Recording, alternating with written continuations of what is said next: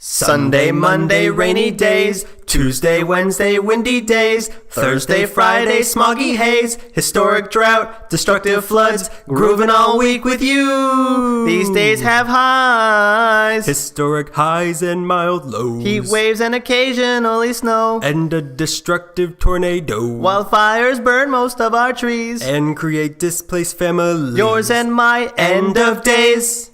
Also starring Tom Bosley as the microphone. A wildfire broke out in the Santa Monica Mountains in 19... Not yet.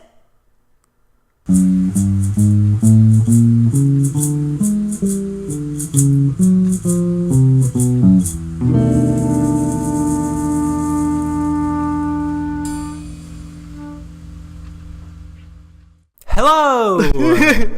This is the first words that are coming out of my mouth right now. Introductions. So welcome to episode 8, 9 and a half. Episode 8, episode 9. Just insert it wherever you want. It's kind of like Star Wars where you can do anything with it and nobody cares anymore. Mm-hmm. All right, that's the political section out of this.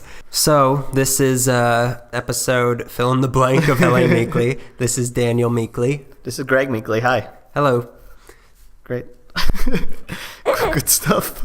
This week we'll be talking about, this month, we'll be talking about extreme examples of weather, because I didn't know that's what we're talking about. Should have prepared. California is a long state. We reach all the way up towards the north, west. Thank you. Northwest. Yeah. We have a northern part of the state. We have a southern part of the state. Mm-hmm. I think there's a east. There might be a west. There might be a west. Who knows? But we're not talking about the east and the west and the north and the south. No. We're talking about Dixieland.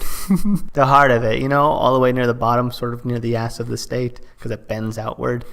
Anywho. Presenting itself to Australia and all the rest of those filthy Pacific Islanders. Hey, Pirate Island, you want some? California says. People think that LA has no weather, and they're right.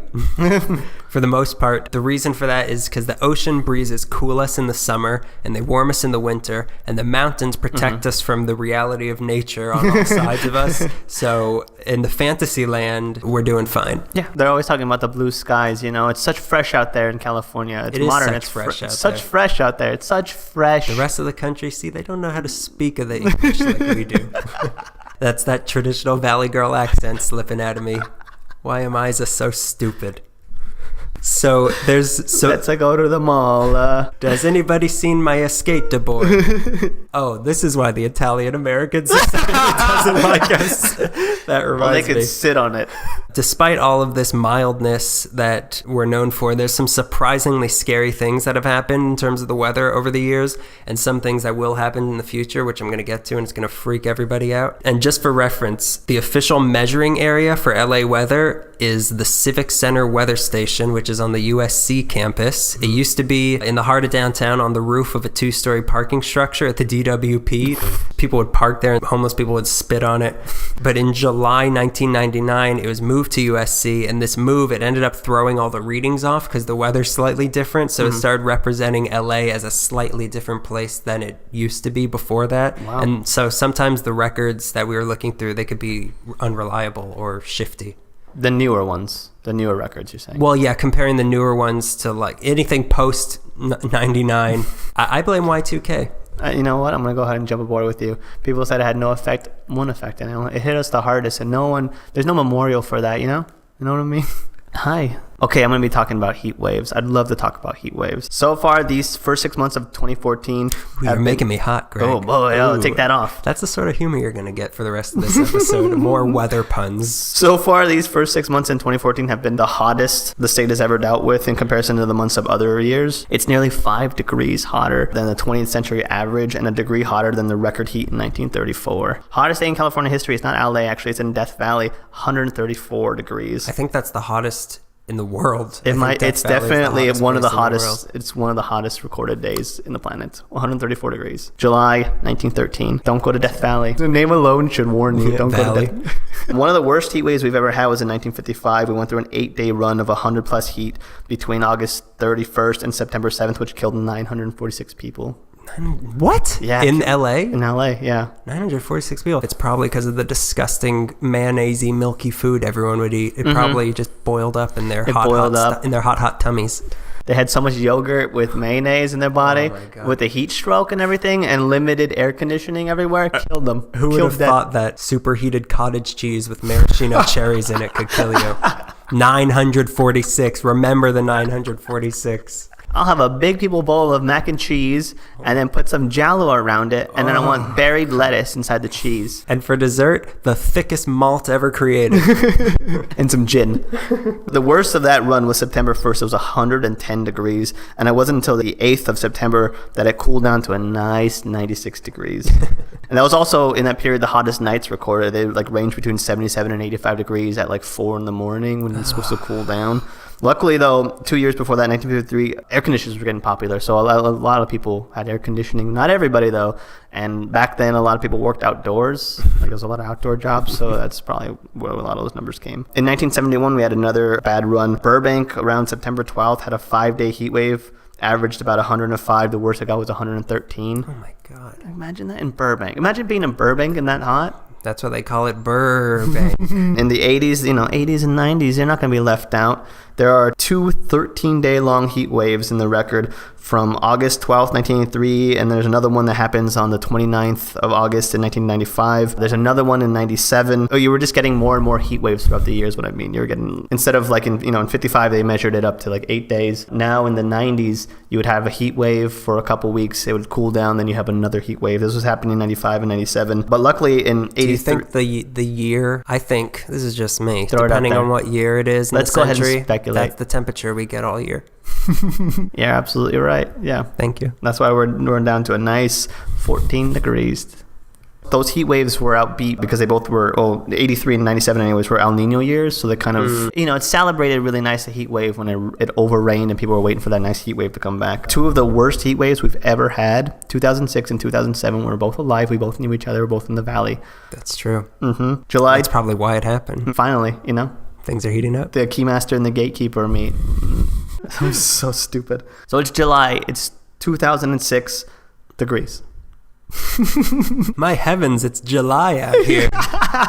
So there was a 5-day heat wave that left 30 people dead during the actual heat wave, and after the heat subsided, another like 163 people died of like heat hypothermia. Hypothermia. Crank that air conditioner up of like heat related problems that like outlasted the actual heat wave. It left a lot of animals dead too. There was 25,000 cattle that were killed and 700,000 fowl that they found dead. That is the record high. I'm gonna top that though later on. Let's talk about dead animals. I brought one. The record high is also, this is the hottest day in the city's record. During this heat wave, it was 119 in Woodland Hills. Oh God. It always goes to Woodland Hills. It always goes to Woodland Hills. 2010, there was another one. It was in September. It was in downtown. It reached a high of 113. It lasted for 3 days and averaged about 100 degrees the entire time. It was so sweltering hot that it broke the thermometer, the official thermometer that they used to measure it. Did the mercury go up and then it went to the top and pooled and it throbbed Yeah, first? and then it grew a little bit. And then it burst and it killed everyone because mercury is very poisonous. And they were looking really close at it. Got a measurement. Their eyes got mercury. What do we have here? So studies are showing that not only is the heat intensifying, but the cold spells are also decreasing too. And heat waves with temperatures over 95 degrees are lasting a lot longer than they used to. The summer heat used to be concentrated from like July to like early October. The worst is in September, but now it's all starting in March. Like the summer heat waves are elongating now. Perfect. You know how last couple of years in December near Christmas, and you can say it's pretty hot. It's at least like 88. I could say it's 88 around Christmas time. I don't celebrate Christmas. What do you mean? Are you a Satanist? How do you celebrate the birth of Jesus Christ, our Lord and Savior, then? Freak. Do you sacrifice? Let's stop everything right now. I read an essay about the heat waves, and they were saying that something that's going on right now, that's something that they call the heat island effect.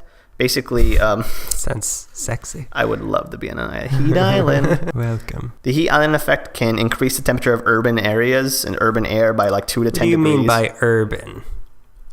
I said turban.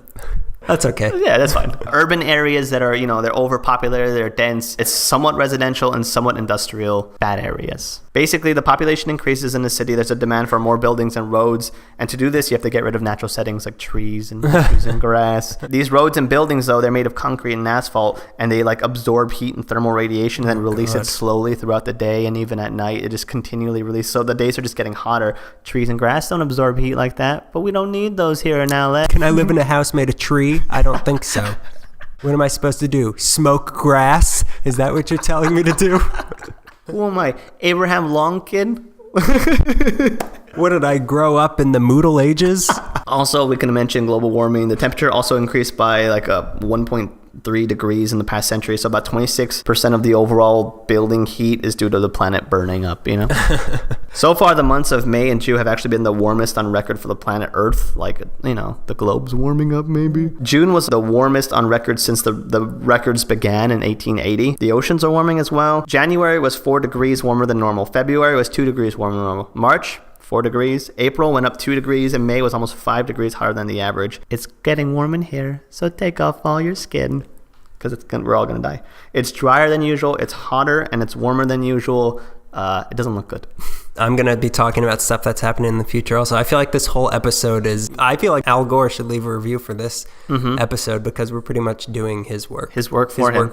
Yeah, we're doing his work for him. I don't hear him on any podcasts. Not one. Al Gore! I almost had an Al Gore voice, but it's not going to happen. I can't do an Al Gore voice. Hi, thank you for coming. Well, I say. Well, I said. He's so not Southern. It's hot.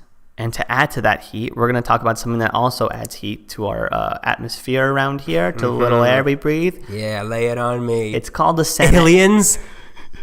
Alien ray guns that are really slow, and they make us think that it's global warming, but really they're burning us up like a magnifying glass of our ants. That's what my mom tells me. My mom's a xylophone. Damn it. I shouldn't have said anything. I love you, xylophone. We're going to talk about the Santa Ana winds, which have a sort of mythological folklore around them. They're also referred to as the devil wind. Raymond Chandler called it the red wind in the story he wrote about them. Well, it's not about them, but it starts off talking about the red wind. They're strong, they're dry, they're very unpredictable. It's a desert wind that comes from beyond Palmdale and sort of rushes over us. Is there anything beyond Palmdale? It's Palmdale than Vegas, right? If I know sleeping in a car. Supposedly, when the Santa Ana winds start blowing through the city, crime rate rises, suicidal thoughts increase, people get irritable, they start suffering from headaches. The winds are strong, they rock cars, they set off alarms. I read somewhere... Are we sure you're not talking about rioters? You know, I got confused. They're both 4-letter words. I searched 4-letter words.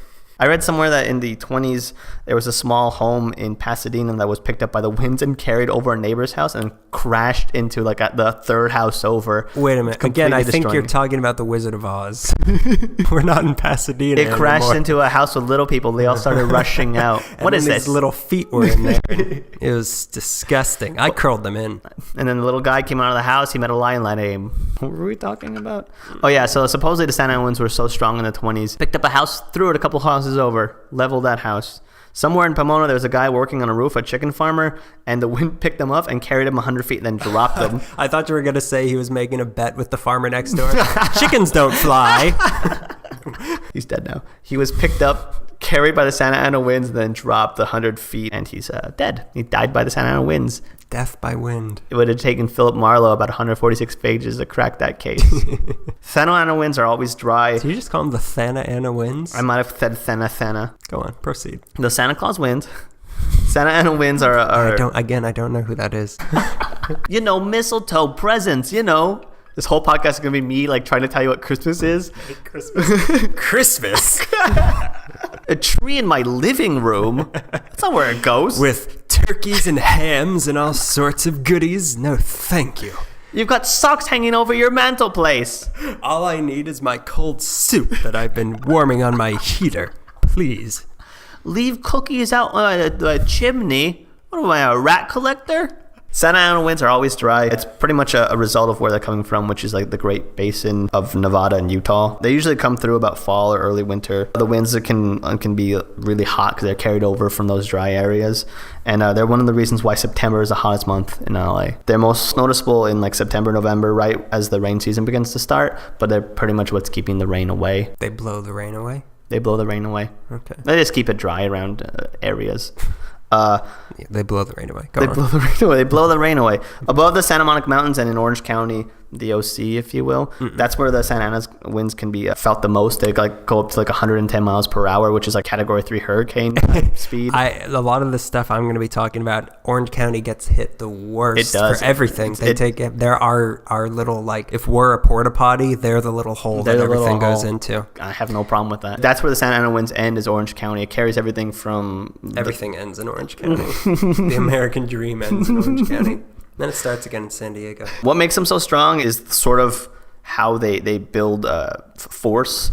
They come from like I said, the Great Basin of Nevada. They kind of end around Palmdale, and they build up like power because of those mountain ranges there. Yeah, pit stop. It's like it holds it at bay, sort of builds up this energy, and then it's carried by the winds that are high above it. So then by the time it comes down through the mountains, it has some force to it.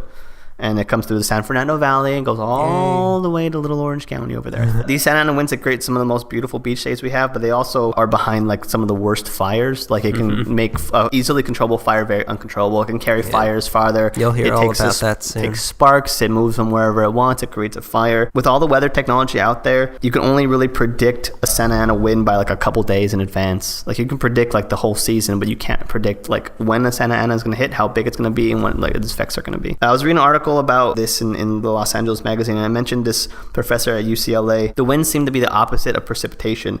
Instead of a flow from the ocean to the desert, it goes in the opposite way. So it carries all this like so it's like desert a phantom rain. Like a phantom rain. Yeah, like no rain, man. And then it just dries everything up and makes everybody crazy. It's part of the same like mythological wind that like Western Europe has. They call it the Foehn winds, Foehn, Foehn. Foehn winds. And also they have one in the Middle East called the Khamsin winds. It's just the kind of wind that's very powerful, and it has a lot of positive ions in it, so it makes there's static electricity in the air. Everyone gets all crazy.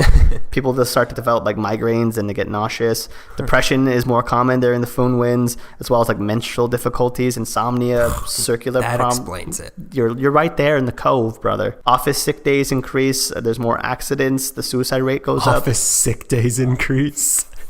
That's what we're all worried about, isn't it? This country needs to run on time. No more sick days when I get elected president. No more wins either. Cough all over everything. See if I care. You're going to type up that report. During October of 2008, when the article was written, the crime statistics went up, particularly domestic abuse. All on the rise when there's Santa Ana winds. People just look for any excuse. Any excuse. To do domestic abuse. This has been Daniel Meekley. Please remember, don't beat your kid. These winds also carry things like pollen and dust and mold. They just make people irritable. It also picks up like powdered particles of ground up tires and landfill dust and rubble from old silver mines, and it just blasts us all with it. So we're getting thrown with silver? Yeah, silver. Wow. That's how the Silver Surfer was born. He was born in California. Just a normal naked man with a shaved head. Just any regular surfer. On the waves too much in Orange County, covered in silver. Now you can fly in space. Reading about the wind flow made me more irritable than the actual Santa Ana winds, though. I could say that. It was not boring. I kind of understood it. I watched videos and like, this is how the winds build, but watch a video of the one piece of weather that isn't visible. There's a lot of speculation about where the name comes from. A lot of people think that it originates from the Indian word of wind, which is Santana, which Spanish missionaries probably getting a good look at the brutal wind. They liked how close it was to the word Satan, and since it was a hot wind, they're like, yeah, Santa Ana, Santana, whatever they're saying. Or they thought it sounded a lot like Santana.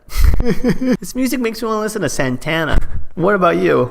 It was a Spanish missionary. Others say that it was named after St. Anne's Day, which is the day the Portola expedition was moving through Orange County in 1769 when they first encountered the storm. Another suggestion that it was named after the Mexican dictator Antonio Lopez de Santa Anna. Who knows? I don't really care. I found a couple examples of people talking about it. There's a guy, January 1847, there was U.S. forces led by Commodore Robert Stockton. They were camped in the Santa Ana Canyon. They're probably killing Mexicans and, taking over L.A. What else do you do in the Santa Ana Canyon?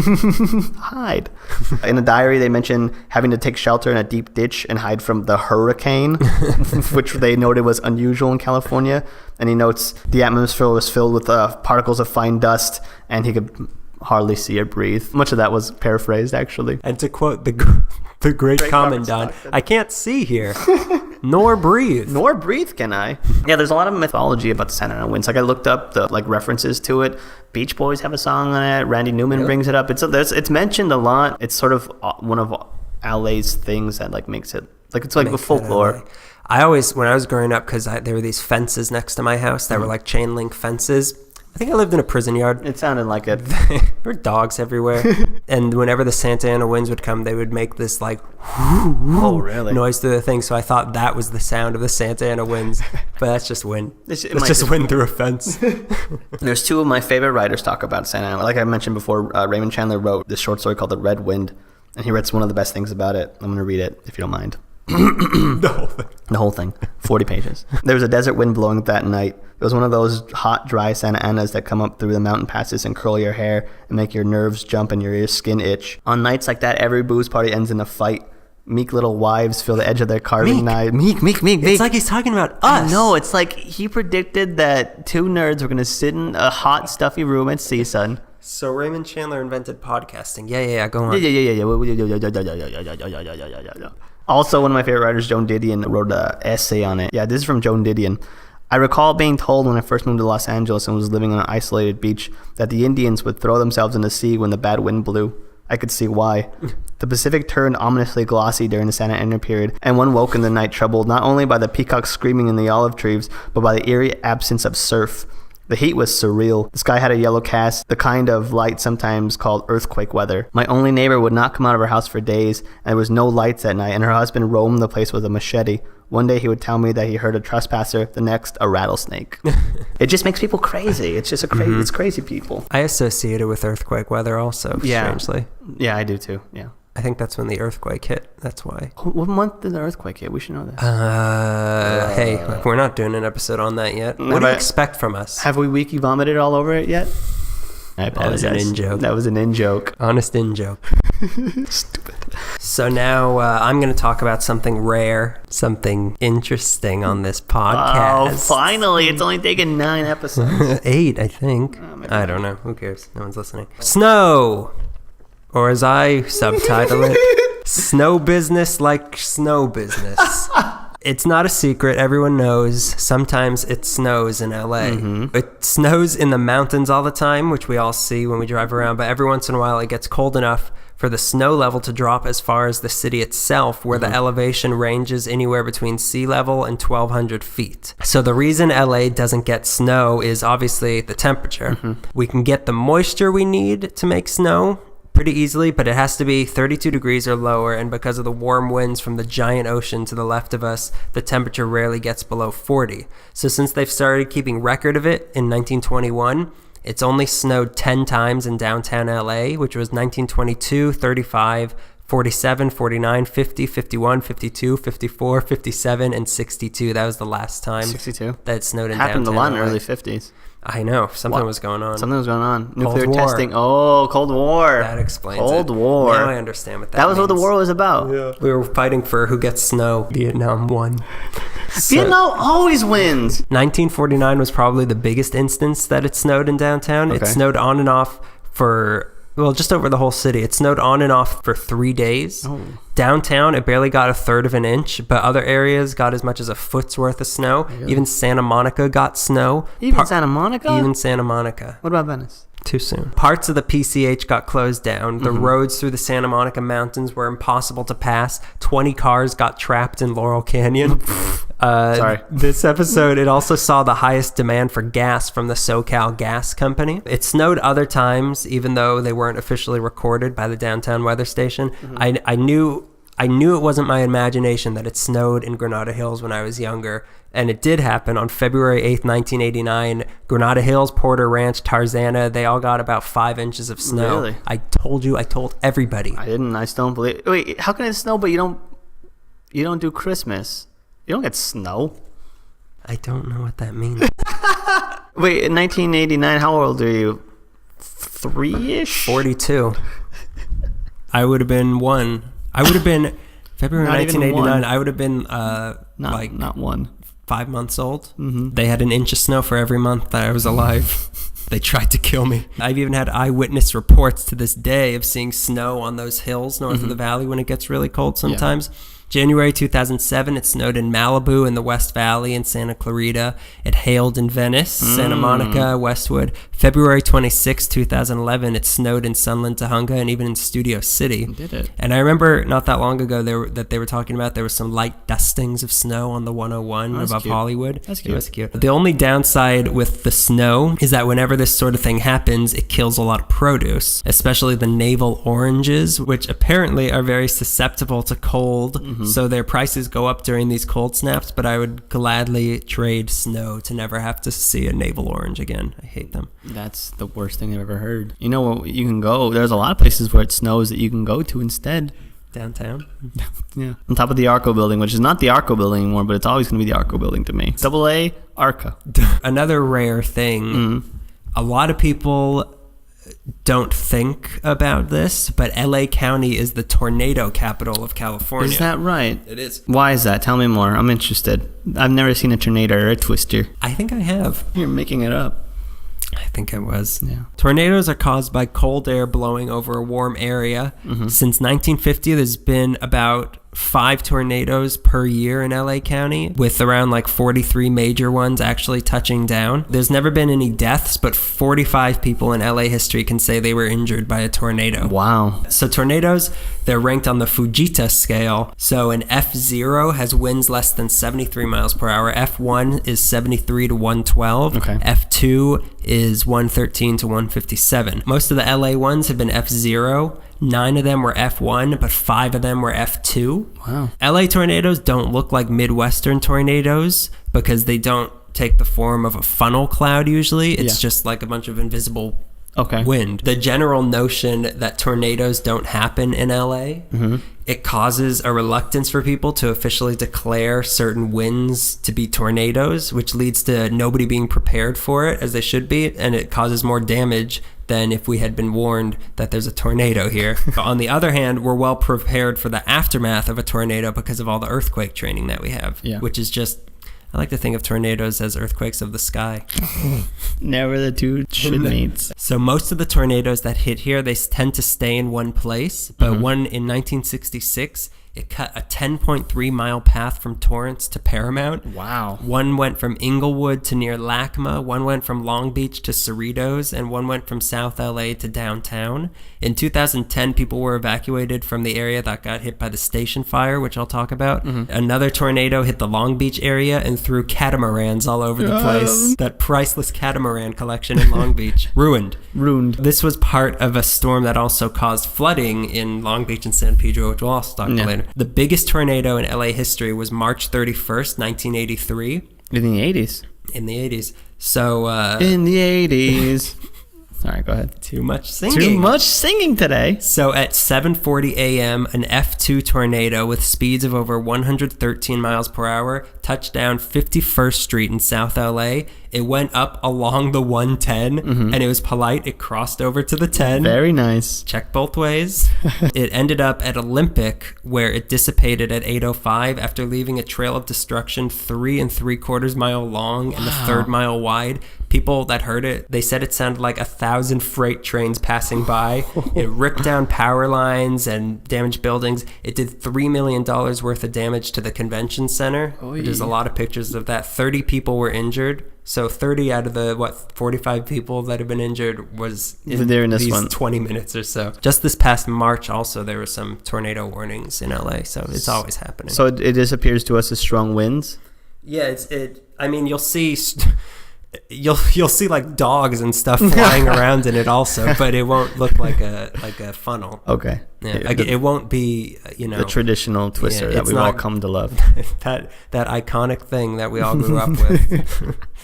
You ever watch that 50 Show Tornado? Just footage of tornadoes with Millie Perkins. I only saw the Christmas special, and what is Christmas?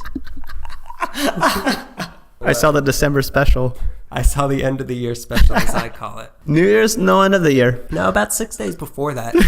I believe it's your turn to talk a little bit. I'm going to be talking about one of the most iconic things in LA, which is smog. We're going to be talking about smog now. I don't think smog warrants its own episode because it's not boring, but we're not going to talk about smog for that very long. But smog definitely is something that it's a defining characteristic of Los Angeles. And it's all people care about. Yeah, it's all they come here for. Yeah. I have a postcard of just brown haze. Yeah, our air is toxic. It's really bad for us. And the root of the problem is also tied to what defines our city and the landscape, but I'll get to that in a bit. The 40s was the worst decade for smog in LA. They refer to it as severe smog. There's actually a day, they tracked it down to a day when smog first really introduced itself to the city. It's July 26, 1943. There's pictures of it too. Oh my God, it's like almost the anniversary today that we're recording this. Oh, but you're right. And I didn't get smog anything. Oh. Do you have any tires I can burn? Make a sacrifice to smog. To commemorate the anniversary, I didn't get a smog check. You're welcome. I ripped out the catalytic converters out of every car that I've seen. It's just a sham anyways. They're just trying to make more buck. Who cares if the sky looks like diarrhea? But the city suffered from smog like long before this. Industrial smoke and fumes were so thick during one day in 1903 that residents mistook it for an eclipse of the sun. Rubes. They really knew nothing about anything back then. They were just sitting on top of factories, just like, whatever. Is the earth in the sky today? Yes, mother. Go back in your hole. Please, I have to build a Model T. I'm creating automobiles, mother. Now, Hank, you get off that factory now. I told you, mother. I am Henrik. Heinrich Ford, I've told you several times. And history will remember me as Heinrich Fjord. From 1905 to about 1912, City Council adopted several measures to combat these dense smoke emissions that they hadn't really figured out what they were yet. As we move through the decades, so the city starts to sprawl and industry starts to boom. The city starts pushing for these air pollution control measures, although, like I said, they didn't really have an idea of what smog was yet. It was just, you couldn't see the mountains for some reason. We need more visible mountains. So World War II happens. Every story, we have to hit World War II or the riots. End of depression. End of depression. Our depression.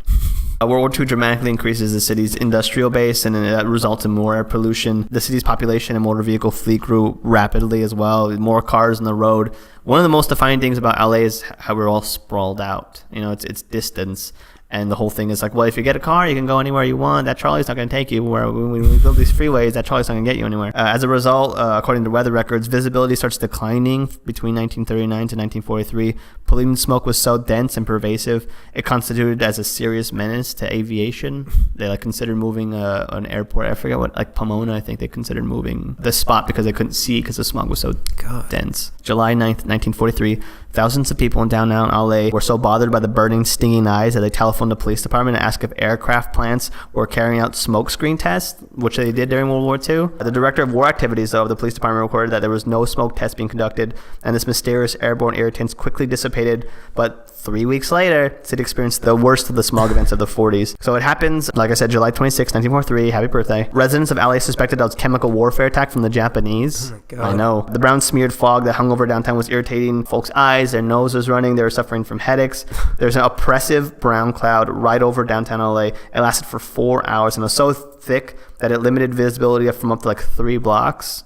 And it caused all these health problems. Many complained of, like I said, eye irritation. They had respiratory difficulties. They were coughing. Some were vomiting, and people were getting nauseous. Sounds like any day in downtown LA. Yeah. Have you been down Los Angeles Street? It's not very nice. Looking for a scapegoat, they blamed the SoCal Gas Company's Aliso Street plant for the thick clouds because they were a manufacturer of this ingredient known as butadiene.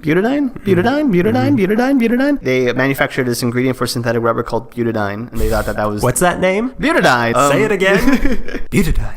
Butadiene. So much singing.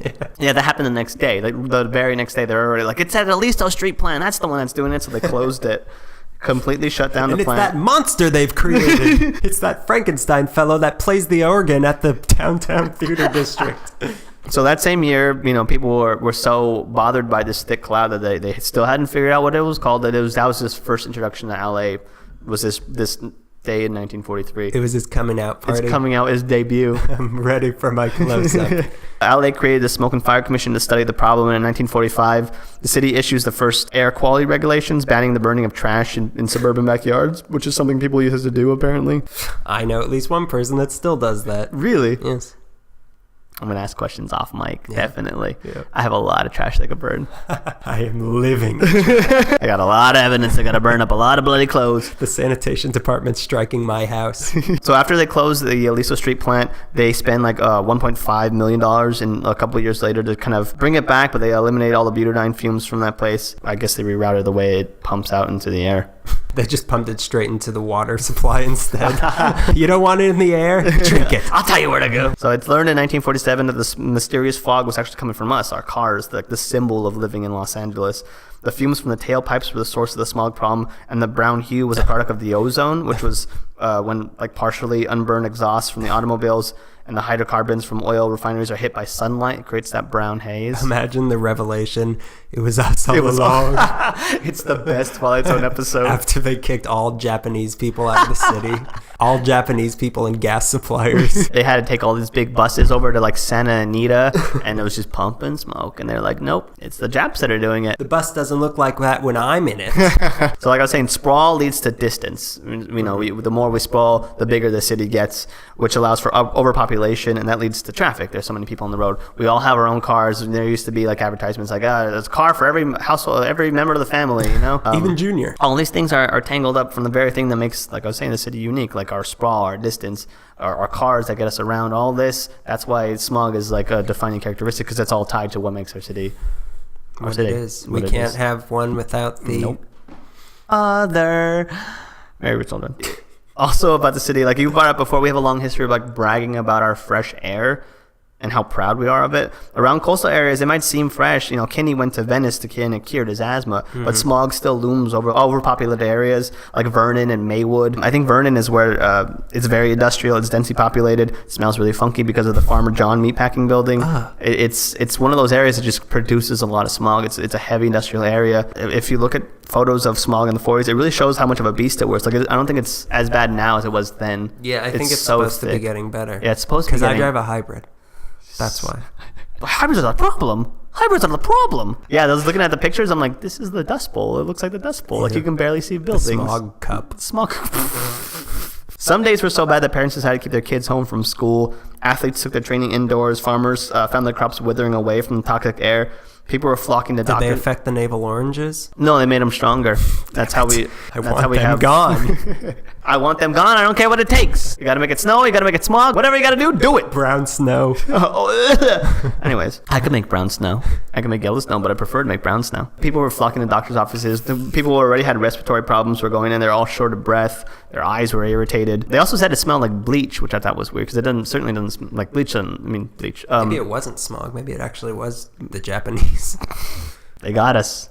So now we're out of the Italian-American Historical Society. Japanese Americans are not going to like us. No. The Smog American Historical Society. Smog the Dragon Historical Society. We're giving enough airtime. What else does Smog want? We remembered its birthday. Any publicity is good publicity for a dragon. In 1954, the members of the Highland Park Optimist Club, Optimist like glasses, not Optimist like they feel good, Optimist Club attended a banquet wearing smog gas masks. There's a picture of it. It's really neat. They even had a Miss Smog fighter of 1951, Helene Stanley. This was done to get support for anti-smog measures, but I'm sure she took it very seriously. Very, very seriously. Through the 50s and 60s, LA was getting a lethal amount of smog for about 200 days of the 365 days of the year. That's it? That's it.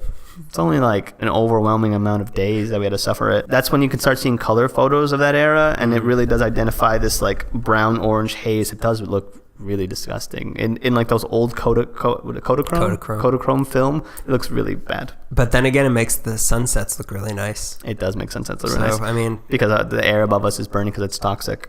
You got to pick one or the other. Do you want to live in a nice city or a nice city? Over the following decades, and to this day, really, we do the best we can to limit air pollutants. It's still a real problem. It's always going to be just the way the city works now. Until we go more electric. Until we have jetpacks. Although, what's the jetpacks going to run on? LA is doing a lot better than other places because we're so eco-friendly here. But still, you can't get all the cars on the road to be electric, so it's still going to be a problem. We're very eco-friendly, but it's still it's like a pig wearing makeup. It's like a pig wearing makeup. We're good. We're eco-friendly. I want to go to prom. So in 1974, after Upland, California, not LA, but I apologize. We sprawl out for this one. I'm going to tune out for a little bit. After Upland. Sing Randy Newman. In 1974, after... Too much singing. In 1974, after Upland had the nation's last Stage 3 smog alert, Governor Ronald Reagan, the actor, Governor Ronald Reagan urged everyone to, limit all but necessary auto travel and take it slow on the road. Drive a little slower. Maybe that'll help. Unless you're going to the Jelly Belly factory. In that case, pedal to the metal. Fill it up with coal. We got to get there quick.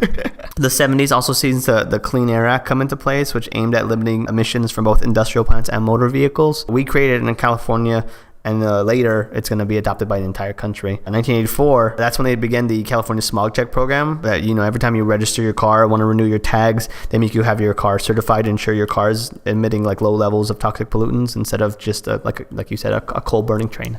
In 89, they began pushing for carpooling and public transport for citizens to get around, as well as electric vehicles, which were primitive at the time, but they were still coming around. In 1990, President George Bush, number one, he signed the Clean Air Act amendments for the entire country, which were based on, like I said, our Clean Air Act that we had. A desired effect was to curb ozone, acid rain, and toxic pollutants, and it seemed to have worked because although if you watch enough 90s TV, they always have that shot of downtown and it's just ugh.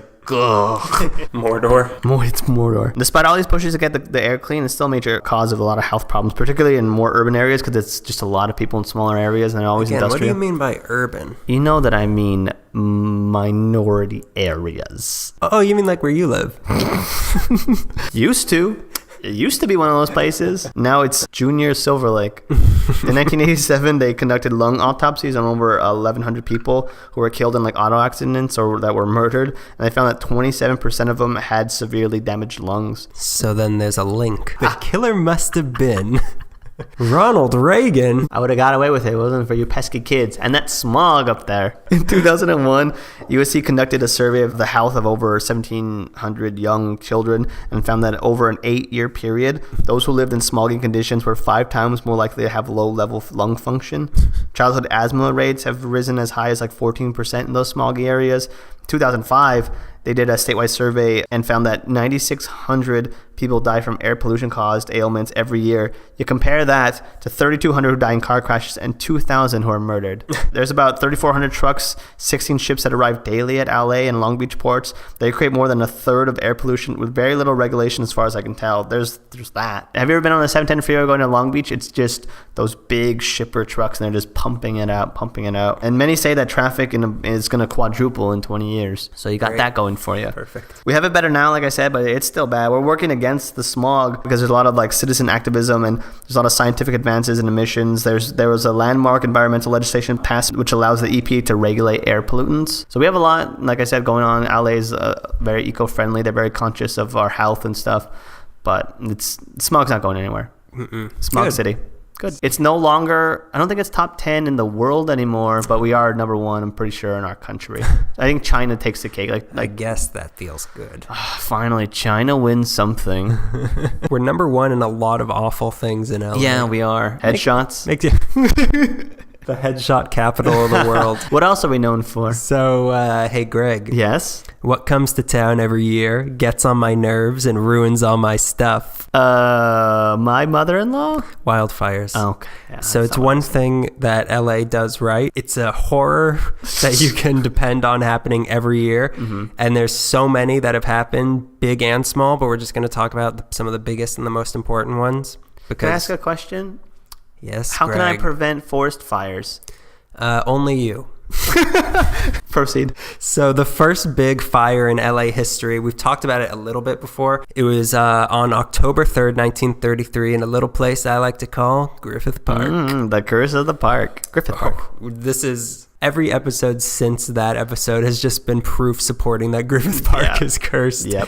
So it was the heart of the Depression at the time. There were 3,780 workers that were clearing brush in the mineral wells area of the park as part of a New Deal program to get the economy going again. So on this day, it was 100 degrees. And then at around 2 p.m., a man in a dark suit was seen running away from near the golf course clubhouse, where people found. They said, "Where are you going?" And that's hard to get to too. For fire trucks to get to, that's really hard. God. They found a little fire started in a pile of dead dead leaves, which was probably just like someone threw out a cigarette and it started this fire. Some of the workers, they were ordered to go over to it and stamp it out with shovels. Okay. So not surprisingly, beating a fire with shovels didn't put it out, and it started to spread. So then more workers who were being paid 40 cents a day, mind you, got bigger shovels.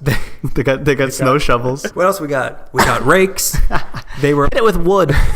They were ordered to try to stop the fire, and the ones that refused were threatened to be fired. So I'm sure the foremen were having fun with that one. Boy. So the workers who had no experience at all in firefighting, obviously, they decided that fighting the fire with shovels wasn't working. Mm-hmm. So why don't they fight fire with fire? So they started lighting backfires around the area to prevent the original flare from spreading any further.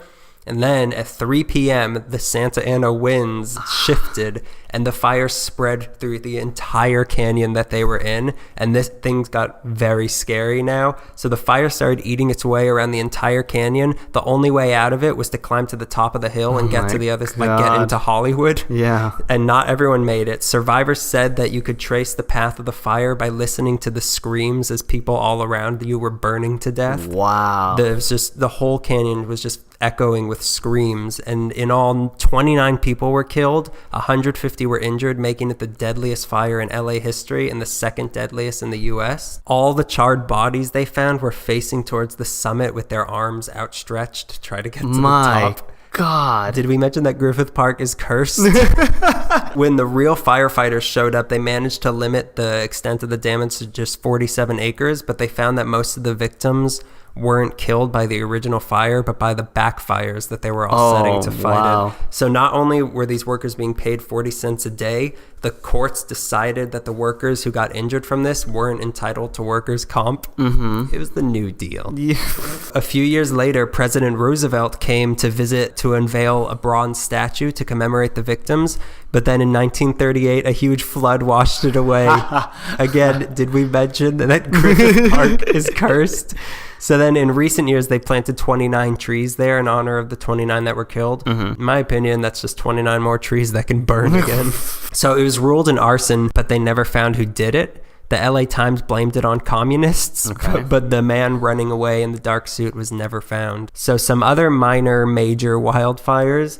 In 1938, 24 square miles of the Santa Monica Mountains burned after a rancher threw out some ashes. Mm-hmm. In 1961, a fire in Beechwood Canyon destroyed 24 homes before 67-mile-per-hour winds blew it towards the observatory, and it would have destroyed it, but all the firefighters put like huge effort into protecting it. Yeah. In 1961 as well, 55-mile-per-hour winds blew a fire from Bel Air into Brentwood. It ended up destroying 484 homes, 21 buildings, over 6,090 acres were burned, while at the same time there was a second fire burning in Benedict Canyon, and at the same time there was a third fire burning in Woodland Hills. The next really historic fire was in 1970 as part of what became known as the California Fire Siege. So on September 25th, 1970, my birthday. After almost 200 days of the city not receiving any rain, 3 separate fires broke out across LA. There was the Clampett fire in Newhall that started by some downed power lines, the Wright fire in Malibu, which started in a garbage dump, and then the Agua Dulce fire in Agua Dulce, which is where Tercio Vasquez would hang out. I think he had something to do with this. It was the lesser of the 3, that one. So the Clampett fire was the biggest, and it got even bigger when, again, 80-mile-per-hour Santa Ana winds kicked in and blew it into Malibu to connect with the Wright fire. So think about that for a second. God. It blew 20 miles from Santa Clarita through the valley into Malibu, and it destroyed pretty much the West Valley. It burned down Spawn Ranch. When I was doing Manson research, family Spawn Ranch? When I was doing research, I ended up on like the Manson family blog, and they were talking about like this tragic day for them. So it connected with the Wright fire to become the biggest fire in LA history up to that point. 157,058 acres were burned, 357 homes were destroyed, and 5 people were killed. The fire was so horrible, it led to laws providing for the clearance of brush in the hills and a ban on flammable roofing materials. So the reason that this was during the California Fire Siege, it was because at the same time that this was happening, there were 2 big fires burning in Ventura County, and then the next day another fire started in San Diego that burned 175,425 acres. So between September and November of this year, There were multiple huge fires burning all over California that destroyed a combined total of 600,000 acres, which is about 937 square miles. And to compare that, Los Angeles City covers 503 square miles. So almost 2 Los Angeleses were destroyed. And then before the next big one hit, there was a steady stream of fire destruction through the years. 1933, another fire in Malibu in Topanga burned 16,516 acres, destroyed 739 homes and killed 3. October 2007 saw the entire coast from Santa Barbara all the way down to San Diego on fire. 9 dead, 85 injured, 1,500 homes destroyed. LA got it worse there in Santa Clarita and Malibu. The big one was in 2009. There were a lot of fires this year, but this one was the biggest. There were 7 other fires going on in the state at this time, and then a fire broke out in the Angeles National Forest in the La Cañada, Flint Ridge, Sunland, Tujunga area near a ranger station, which is why it got the name the Station Fire. I was going to ask about that. That was a radio thing. Go ahead. So over 10,000 homes were evacuated as the fire spread into Pasadena and Glendale. Mm-hmm. It started August 26th. It wasn't declared 100% contained until October 16th, which means that it burned for almost 2 months straight. 2 firefighters were killed, 89 homes destroyed, 209 structures damaged. It burned 160,557 acres, surpassing the Clampett fire, making it the largest fire in LA history and the 12th largest wildfire in California history. It cost $95 million to fight it. It was an arson fire, but the culprit was never caught. Investigations were launched into why this fire got so bad, and they found that there was a lot of underestimation of like how dangerous this was and hesitation in fighting it, so it let it get out of hand. And there was also a law saying that there couldn't be any water drops at night, so that made things even worse. The law got repealed after this. Yeah, there's been a lot of wildfires in LA history. This is just a tiny number of them. Yeah. All these fires took place in the fall and usually had the help of their good friend, the Santa Ana winds. And what's worse is that all these places that I just talked about that had all these fires are at just as high a risk of burning today as they were then. And the scary thing is that this entire city is buried under dry brush, that in some areas it hasn't burned in decades, and this has been an especially dry year for us, so it's going to be a fun fall. Oh, it certainly is. It is. They say it might be the driest year on record since they started doing records, since we became a state in like 1850, and they're looking at the rings on sequoia trees to see like when the last spell was that was just dry, and they said it might be like 1580, like maybe 500 years ago. Conveniently moves right into drought, which we're going to talk about right now. Rainfall, 2011, we have 12 inches. That's decent. The average of the city's 15 inches. A little bit of a dip in 2011. 2012, we got 8 inches. Oh no, that's kind of scary. 2013, we get 2 inches of rain. It's ridiculous. Halfway through 2014, we've had less than 1 inch. Perfect stuff. There was a lot of hope that we'd have like an El Nino this year. They're kind of predicting it early, but it's starting to look like it's not going to happen, so we're going to continue then this direction. 2008, reservoir levels were well below the average, and California state was going through its like driest period, like I said, in 88 years. Up to that point, it was a lot earlier. Governor Schwarzenegger declares it as a drought, our first drought declaration in 17 years. At the moment, some of our major reservoirs are less than half full. 10 of the 12 state reservoirs are below 50% of their total capacity, some as low as 20%. The largest federal reserve in California, Lake Shasta, is at 36% right now. If you see pictures of them, there's just like a watermark and then brown streaks and then a puddle of water. Is that where they get the soda? Yeah, that's where they get the soda. Lake Shasta. The soda. Come to the soda. Yeah, they're saying that this is like the worst drought we've had in California history. Knocking out of the park. Not only is it getting hotter, the air is polluted. Santa Ana winds are there. It's dry. Wildfire season's coming up. Between 2006 and 2007, which again had 2 of the most deadly heat waves in the summer, we were short nearly a foot of rain between July 2006 and June 2007. Just 3.2 inches, which is closer to Death Valley's numbers.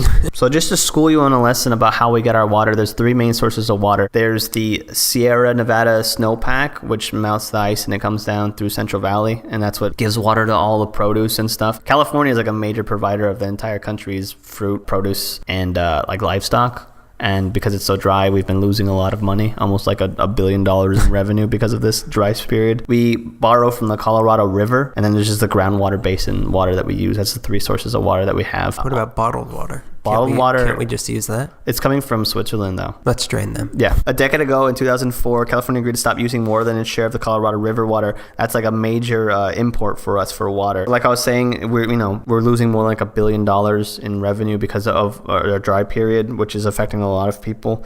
And they're going to pour another $500 million in for groundwork pumping. They want to pump water, but the problem with that is the deeper you go, the more chance that there's salt and chemicals in the water. Yes. And it's also a short-term answer. Like, we can pump water. The Earth's deep. Yeah, the Earth's deep, right? The core is filled with water, right? This is more of a problem. I mean, it's a problem for all of us. It's going to be a problem for the entire country. It's more of a problem for, like, the San Joaquin Valley and Central Valley because they're getting the effects immediately. LA, like I was saying before, we're very eco-friendly, but it's put this idea that, like, oh, nothing can touch us.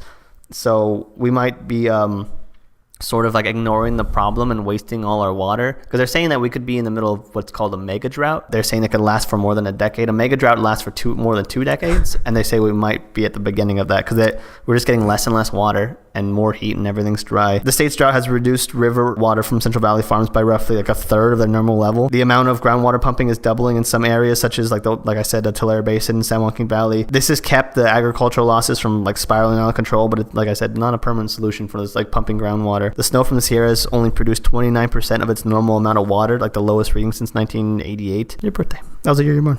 What's the problem with you? That's 32% of its annual average. Some of the solutions are having Governor Brown wants to transfer water to locations that need it the most. My house, whatever, my water bottles. This room right now. Maybe turn a sprinkler on. He's also asking residents to lessen water consumption before he begins rationing it, which I believe has happened in Northern California. I think they begin rationing water in like San Francisco, I think. There's also a $500 fine for overwater use. It's starting to get serious now. So like I said, the effects of the drought, farming's going to start to collapse. California is responsible for 15% of the country's produce, over 7% of the livestock. If they could survive the heat, we've already talked about dead animals. So much California revenue is at stake because of this that we're not going to be able to put food on plates. Food prices are going to rise up because of this. What, we can't eat dirt anymore? We've had droughts before. I mean, pretty bad droughts. 1817 to 1913 was one. That's almost 100 years. With its worst year between 1863 and 1864. It was a really dry spell in 1924. I'm going to tell you something that happened a year before that started. Oh, boy. They were glad to have that. They were, strangely, I was reading, this all comes from a chart called Droughts and Floods, and a lot of years are correlating. Like we would have a drought and then like we'd have too much water. Oh. Why is that? Let's get to it. We will. Okay. There was a really dry spell in 1924. Be careful what you wish for is the answer. I'm going to fill this room with water. There was a really dry spell in 1924 that made the state reconsider and re-envision how irrigation would fill up the whole city. The Dust Bowl droughts between 1928 and 1935 built this desire for irrigation and water storage on like a bigger scale. So we saw the construction of the federal Central Valley project system of canals and pumps and aqueducts that like pretty much keep us wet. You know what I mean? This conversation is keeping me wet. All oiled down here. The droughts of 47 to 50, and then they had another one 59 to 60. They helped to justify investment in state water project, which irrigates Central Valley and keeps water moving in Los Angeles. So every drought, at the end of it, had us reconsidering how we're going to take in water, how we're going to move water around the city. So, and then nothing really changing. Yeah, and then somehow we're here again, right? The equivalent of a rain dance. One of the biggest droughts we dealt with was between 1976 to 1977. At the end of the damp season of 1976, damp, not wet, rainfall levels were at like 65% of the norm. Reservoirs were drying up just like they are now. There was barely any snowfall from the Sierras. 1977 rolls around and is marked as the driest year on record before we got here. 47 of California's 58 counties declared a local drought emergency, making them eligible for relief money on both the state and the federal level. The drought is credited with sparking water conservation movements across the state that helped encourage urban residents to refrain from typical household routines like watering lawn, washing cars, flushing toilets, showering for days on end, washing clothes. I was watching the Dogtown and Z-Boys documentary. That was last month. Oh boy. They talk about skating pools happened in this era because all the pools were empty. Yeah, and that's when they first started doing it. And it was during this drought. We could have been the backyard scuba diving capital of the world instead. What a world. What a world. What a world. What we have going for us is all the precipitation levels fluctuate. Like you read about droughts that lasted for more than 100 years. They just turn around. There's going to be a flood any day now. California water systems are some of the best in the world. LA, like I said, is very eco-friendly, which is why we run, fountains and raging waters night and day. You want water? I will give you water. The saying here that we have in LA is when it rains, it rains.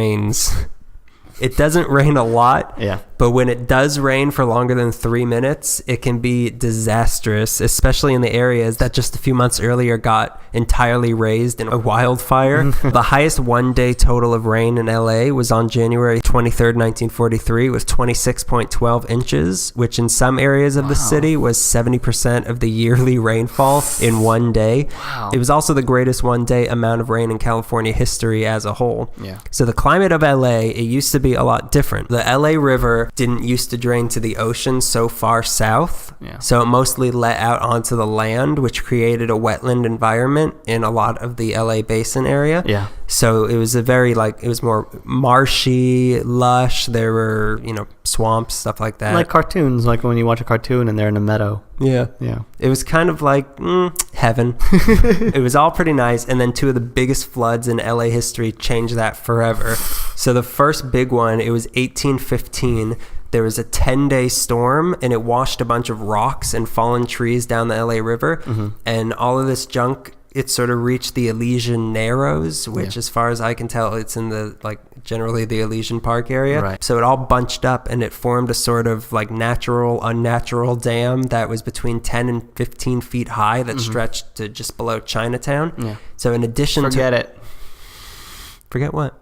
So in addition to washing away the original Pueblo de Los Angeles, it did. It washed it away. What it also did, it shifted the LA River southwest. It went through what is now Main Street in Los Angeles, which is just south or east of Broadway. Yeah. It went towards Exposition Park to Bologna Creek to drain into the Santa Monica Bay, and things stayed stable that way with this giant dam there until 1825. April of that year, it was a pretty hard rainstorm, but it didn't last that long and everything seemed fine.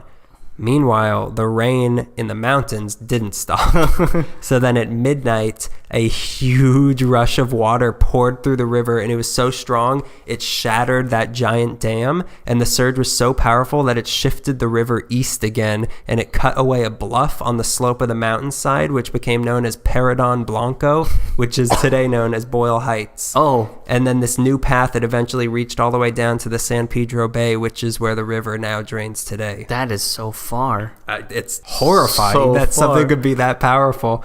So then, since the river was no longer running through the heart of the city, all those marshes and wetlands, they started to dry up, and a lot of the forests that were in the area, they started to die, and slowly the city decayed into what it is today. Because things never stay fine for very long in LA, not 40 years later, the biggest thing ever to happen to California happened. After Star Wars premieres. After, like you were saying, after two really dry decades, on December 24th, 1861, it started to rain finally. So between then and January 21st, 1862, it only stopped raining for 2 days. That's 28 out of 30 days that it was raining. Oh my God. California got hit the worst, but the storm stretched all the way north into British Columbia. It went into Nevada, Utah, Arizona, and even northern Mexico. Wow. A third of the state's property was destroyed. 1 in 8 homes were destroyed. Levees crumbled. 200,000 cattle were drowned. Oh no, if they're not burning, they're drowning. The moose must have been singing heard. The moose. So it was the worst flooding that the state had ever seen. Sacramento was covered, all of Sacramento, under 10 feet of water for over 3 months. Really? Sometimes the water levels were rising a foot an hour. The governor had to take a rowboat to his inauguration before they decided, all right, we got to relocate the capital, and they moved it to San Francisco for a little bit. The worst thing that happened, the Sacramento and San Joaquin valleys, which is pretty much the entire center of the state, it was a lake. Wow. It was a lake 250 to 300 miles long and 20 miles wide, of just water. A lake. It was a huge lake in the middle of the state. In LA, they got the full 28 days of rain with a total of 35 inches. It flooded the LA River. It put most of the valley underwater. Mm-hmm. It created lakes in several places between downtown and the ocean. Orange County got hit the worst, and Anaheim was rumored to be destroyed, but we're not talking about Orange County, and also who cares? Never again. Nobody cares. I wish they would have separated. I wish they would have created a peninsula in Santa Ana, and that's where it stops. And they drifted away. The state had to file for bankruptcy, and in today's dollars, this caused between 1 to 2 billion in damages. Ooh. Nothing huge happened after this for a few more decades. In January 1914, a storm hit LA that was so powerful that the ocean was pounding on the beaches so hard that people living nearby thought that there was an earthquake happening. Oh my God. This same storm, it destroyed the El Segundo Pier. It caused $10 million in damages. The year after that, they decided to open up the LA County Flood Control District as a way to sort of plot how to prevent more things like this happening in the future. So they built some dams and channels, but it wasn't until 2 other huge floods in the 30s that made them ask for federal assistance to tame the LA River. So first one, late in 1933, there were some big wildfires that burnt 7,000 acres in the forest above La Crescenta. So then on New Year's Eve, it started to rain a lot. And then Yay, rain. Finally, 2 minutes after midnight, with champagne and kisses still on people's lips, before they could even decide on their New Year's resolutions, a 20-foot high wall of mud and water came roaring down the Pickens Canyon. It unleashed onto La Crescenta and Montrose. Hundreds of homes were destroyed. 45 people were died. A lot of orphans were created. Some of the bodies were found days later in San Pedro Harbor, which is 40 miles. That's 40 miles. They just floated down the whole LA River and ended up there.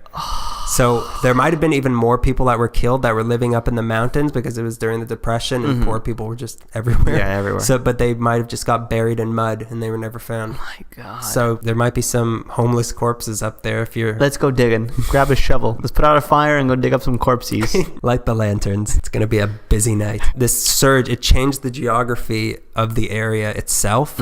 It was so bad, Woody Guthrie wrote a song about it. What's it called?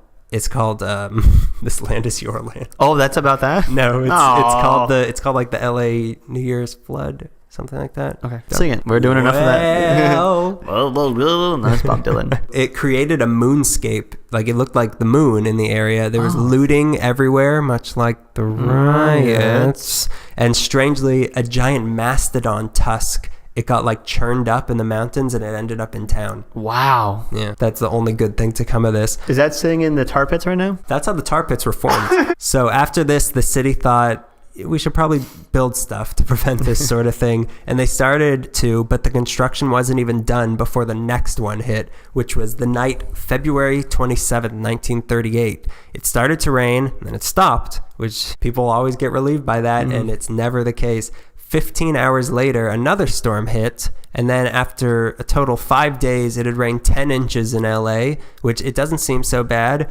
Only meanwhile, in the mountains, it rained 32 inches. Jeez. And then all this water rushed the LA River, and it overflowed all over the city. A third of LA was flooded. A third of the whole city was flooded. The worst hit were Venice, Compton, Long Beach, and all of the valley. 8 square miles of Venice was sunk. Pedestrian bridges all over the city got washed away. That bridge that's on Lancashire over the LA River washed away. The path of the LA River, it got shifted slightly yet again. More than 6,000 homes were destroyed or damaged. 144 people were killed. And worst of all, the Oscars got postponed. Oh my God. The nerve. Myrna Loy having to go home. She put a nice dress on. Don't they know that movies are more important than life? So at the time, this was the 5th biggest flood in history. And the Devil's Gate Dam, it helped a lot, but the city realized that now it needed to tame the LA River, and just a few months later, the mass channelization of it began. So this was the last of the truly horrible LA floods, because from then on, the LA River was the beautiful piece of concrete that it is now. Plenty of floods and like have happened since then. September 25th, again, 1939. Happy birthday, me. It's a cursed day. The only tropical storm known to have ever hit Southern California landed in Long Beach. People thought it was just really bad Santa Ana winds, but it led to flooding in areas of downtown. 45 people died at land, 48 at sea. The confusion, because no one knew what was happening, it led to the creation of a weather forecast office in LA. The next big thing was in 1969, when over 9 days, LA got 13 inches of rain, led to flooding and mudslides that killed 73, but the river was pretty safe. How's the river doing? What's that? Where's the river? During this thing, Brentwood got some serious mudslides. Robert Altman got trapped in his house for more than a day. Bobby. Yeah. No one keeps Robert Altman in his house for more than a day. Have you seen what he does in his house for more than a day? Makes movies. The only person to die in the Brentwood area was Michael Reardon, who was the brother of future mayor Richard Riordan. That's the origin story of Richard Riordan. It was the worst flood since 1938, and then just a month later after this, another storm hit and killed 18 more people. In 1978, La Crescenta got flooded again, and 20 more people died. 1983, 6 more were killed in flooding, 6 more in 1992, and the Sepulveda Basin got flooded. There was some flooding earlier this year also, and surely wildfires are coming in our future. Everything that happened in the past was horrible, but there are a lot of scary things that are going to happen in the future. I would love to hear scary things that end bleak like a good zombie movie. Like all podcasts should. If a tsunami, say, were to hit LA, everything within a mile of the coast would be covered in water. Imagine something like that happening on any given summer day with how many people are on the beaches. And it could happen within minutes of an earthquake hitting pretty much anywhere in the Pacific Ocean. And the only way that we're prepared for this are a bunch of blue evacuation route scenes that they put up in the tsunami zones in 2008. There have only actually been 14 tsunamis with waves higher than 3 feet that were seen along the California coast since 1812. But the constant development of the beachside areas without any provision for a disaster like this is very troubling. The next scary thing that is most likely to happen is sea levels rising, like we were talking about. In LA, the sea levels could rise up to 2 feet by 2050 and up to 5.6 feet by 2100. If the levels do rise as much as expected, by 2100, a good number of our beaches will be permanently underwater, and a storm would aggravate this and have massive flooding in the Venice and Pacific Palisades area. The PCH could get flooded beyond salvation. Already, the sands of Venice Beach have had to be replaced because of erosion that cost millions of dollars, and it's only going to get worse. In 2012, LA County had 41 million visitors that spent $16.5 billion in tourism, and our beaches are a huge part of that. So if we lose them, we have nothing. All we have is smog. Step right up, folks. Come see brown haze. There's 2 power plants and 2 wastewater treatment plants on the coast that are just 10 feet above sea level. So the Hyperion wastewater treatment plant at Dockweiler, it's not at critical risk, but it would become a lot less efficient if sea levels rose. Terminal Island and San Pedro would be affected a lot more seriously. Scariest place in LA. The Venice Collection sewage system pipe, which runs all along the coast to the Hyperion plant at Dockweiler, it could get constantly flooded and would lead to ruptures and sewage spews regularly. Just sewage everywhere. So the port of LA is seriously at risk, which is very bad considering that 40% of all the US's imports come through there, and that in 2012 it took in $63 billion for California and $230 billion for the entire country. That could all be destroyed. Meanwhile, up in the mountains, since the average world temperature could go up as much as 4 to 5 degrees by 2050, the snow up there would melt a lot quicker, which would mean more rain rather than snow that would all come rushing into town via the LA River. And now the worst thing, the scariest thing that freaked me out during all this research, we all fear the big one. Rats. The big rat. The big rat. His name is Milo. The big earthquake that we're all told every day before our mothers tuck us in for bed. Remember, Danny boy? The big one's coming. I might be dead in a couple of hours. You don't know. I don't know. Nobody knows. You might not wake up. So tell me that you love me. We'll all be scratches on the Richter scale one day, kid. What's that mean? I don't know. Sleep tight. Don't let the rats bite.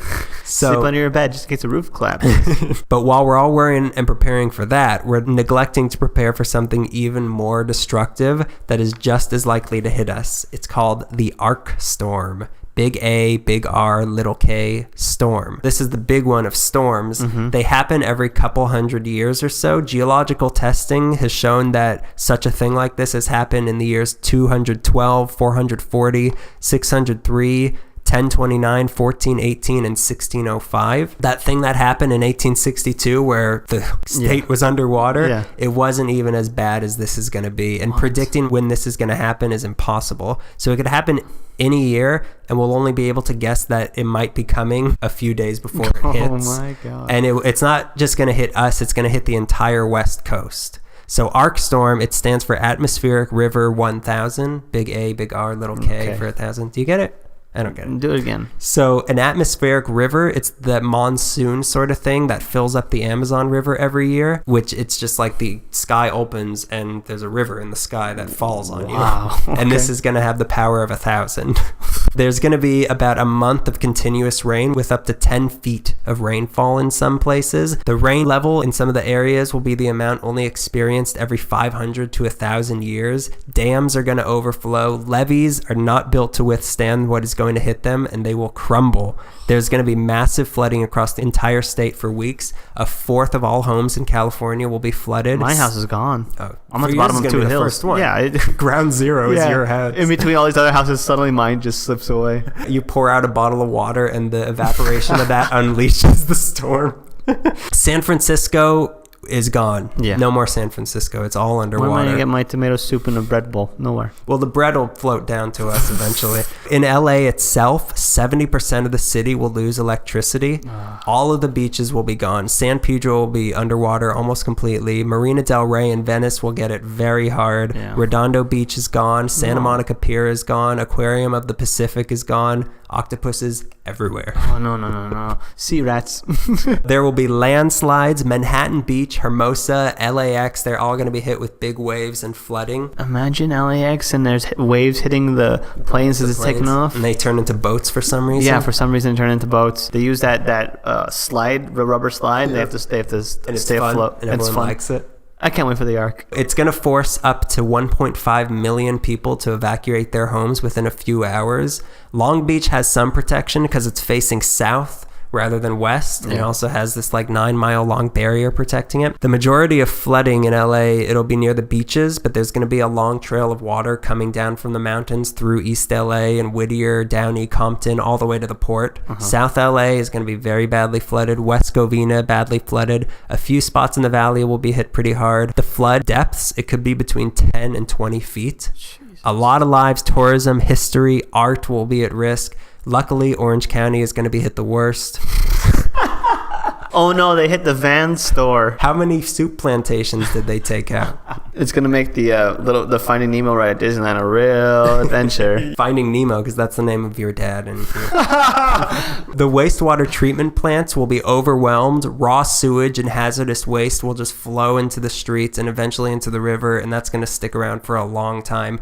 The estimated damage is $400 billion, with another $325 billion in business lost, for a total of about $725 billion in damages. God. To compare that to the Hurricane Katrina, that cost about $105 billion in damages and $205 billion in business lost. So it's 2.5 times worse than that. Yeah. Also, to compare the big earthquake that's supposed to hit us, it's going to cause just about $67 billion in damages. I don't have that kind of money. You have that kind of money? I don't have that kind of money. This will be the most expensive catastrophe in U.S. history, and LA gets to be a part of it. Oh, I can't wait. And the people that are warning us about this, they're the same people warning us about the big earthquake, so this isn't just some conspiracy theory. You can sign up with LA County to send you warnings on your phone when something like this might be starting to happen, which isn't a bad idea, because like the big earthquake, the ARkStorm is inevitable.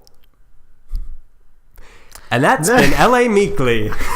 Wacky. You know, you go ahead and sleep with a flame retardant life preserver, a flashlight with batteries, and a picture of a loved one, and just sleep on a canoe tonight. With a lot of water. A lot of water. And hide in a bathtub or something in case the house falls on you. Also, weird things just today have been happening in Venice. 9 people were struck by lightning today on Venice Beach. There's this weird storm past, it hit someone in Catalina, and then it kept coming, and it hit 9 people with lightning in Venice Beach today. I don't know what's happening. That's incredible. Today was, it's been hot for the last week. It's been muggy hot, but today was kind of cloudy. Yeah. I found a little mist. People said it was raining here and there. My hair was sticking straight up on end the whole day. Yeah, you look like... This isn't so weird. You look like Albert Einstein. I could get used to this. You mean Albert Brooks? Yeah, Albert Brooks, yeah. So that's been Ali Bleakley. Because it's bleak today. It's been a bleak episode. Out of all the things we've talked about that usually involve murder and bank robberies and stuff like that, somehow the weather is I normally get off on hearing about people being murdered and stuff like this, but this could happen to me. My tender body. Have you seen this thing? I don't know how to swim. I don't know how to survive a fire. Imagine sharks will reign supreme on this city. Oh my God. And then rats will be riding the sharks. Because they run the show. Leave a review on iTunes, maybe. That's a novel idea. Yeah, maybe. How come we've never promoted that before? I don't know. Maybe people who listen to us might like us, might want us to keep doing more of these. They might like our mild banter. we get paid in gold stars on iTunes. Yeah. And so far we have 5. Make it rain, guys. Make it rain gold stars. I want to see a meteor shower on iTunes. So yeah, leave us a review on iTunes. We'd appreciate it. You can go email us, ally.meekly@gmail.com. I still don't know if that's it. I think that's it. I think that's it. We have a blog going as well that corresponds with whatever we talk about, allymeekly.tumblr.com. We'll have pictures of bloated, drowned corpses. We took them ourselves. And we'll have lots of fun, exciting schematic graphs of the rising sea levels in the years to come. We have a lot of pie charts that you can eat. It's a taste Pie charts that taste like real apples. Let's have a moment of silence for all the cattle that were drowned in this episode. Moo. Moo. Moo. Moo! Moo! No! Any last fears for the future? Swamp rats. My house is half rubble right now. Like, it's gonna take like a mild storm, maybe a Meekly storm to knock it down. I'm also afraid of burning up and never seeing water again. I'm finally glad that I'm justified in buying a boat that I can live on forever. They all laughed in the middle at of the you. street. Yeah, they laughed at me when I built that ark. All of those heathens. But I'll show them. Pagans, heathens, all of them. Sinners, sodomizers, immigrants. Let's not forget the communists. They start fires in cursed parks, by the way. That's it for this one. Thank you for terrifying me. I'm scared of the ark. You're welcome. Oh, by the way, an ark isn't going to withstand the ark. And on that note, that's been LA Meekly, blaming it on the Japanese since 2013. Have a good night. Thank you, America. I mean Los Angeles. Oh, God.